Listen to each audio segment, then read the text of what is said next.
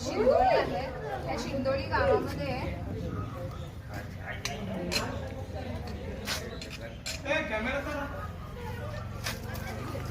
तर बघू शकता असं भला मोठा साप नाग आहे आणि हे घराची पायरी आहे. इथे समोर घर आहे आणि घराच्या समोर पायरीकडे इथे एवढा मोठा साप आला होता.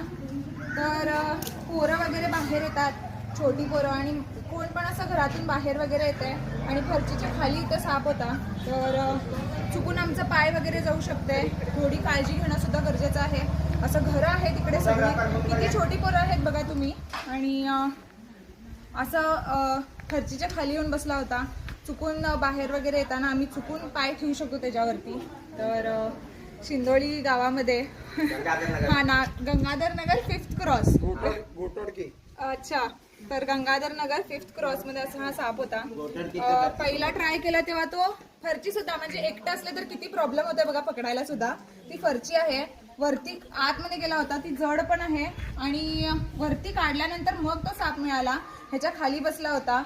कळणार पण नाही की ह्याच्या खाली साप वगैरे आहे. आम्ही असंच बाहेर जातो, आत जातो.